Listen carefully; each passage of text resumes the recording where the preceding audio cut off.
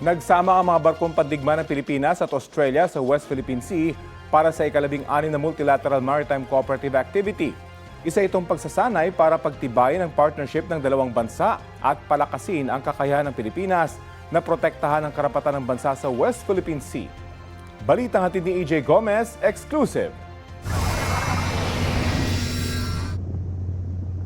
Magkasamang naglayag ang mga barkong pandigma ng Pilipinas at Australia sa West Philippine Sea nitong weekend para sa ika-16 na Multilateral Maritime Cooperative Activity o MMCA.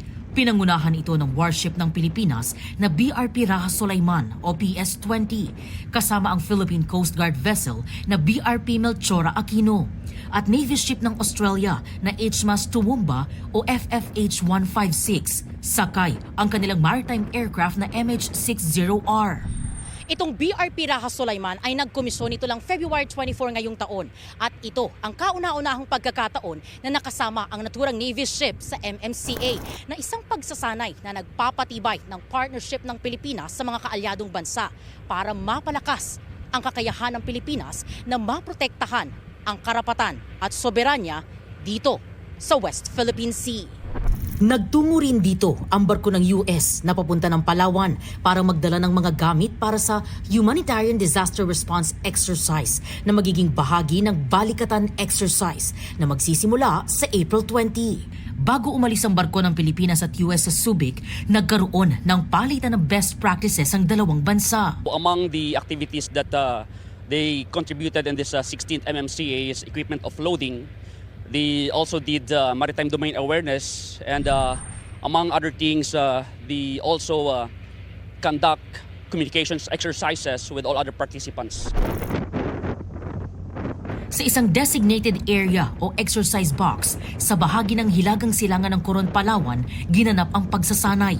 Sa gitna ng paglalayag, mag-aalas 2 ng hapon itong Sabado, sa bahaging 37 nautical miles kanlurang bahagi ng Cabra Island, isang barko ng China ang na-detect ng Philippine Navy. We are conducting a routine navigation according to international law and keep a safe distance from us over. Wala naman daw na idulot na aberya sa maritime exercises ang namataang barko ng China. We as well document and part of the documentation is for us to ensure that they do not interfere with our ongoing exercises. There's no disruption or any interferences. Alas 9:30 ng gabi, nagsagawa naman ng night steaming in company ang mga barkong pandigma ng Pilipinas at Australia kung saan nagkaroon ng communications at screening exercises. Linggo ng umaga nang makalapit sa 500 yards ang Navy ship ng Australia sa warship ng Philippine Navy. Kasunod ng Australia ang vessel ng Philippine Coast Guard na Melchora Aquino.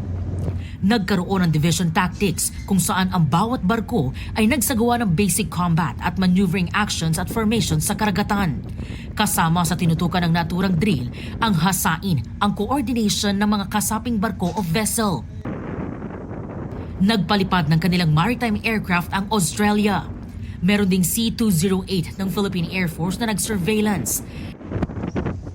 Dalawang FA-50 fighter jets at dalawang A-29B Super Tucano naman ang sabay na lumipad sa himpapawid sa flyby exercise. Ngayong magkalapit ang Navy ship ng Pilipinas at Australia, isinasagawa ang replenishment at sea approach na layong paigtingin ang endurance ng Navy sa logistics transfer.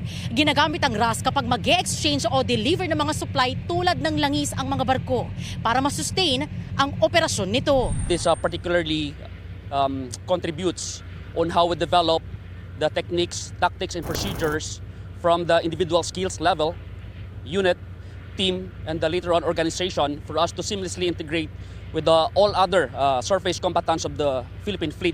We've completed the MMCA successfully and safely without any interferences. Mula rito sa West Philippine Sea, EJ Gomez, nagbabalita para sa GMA News.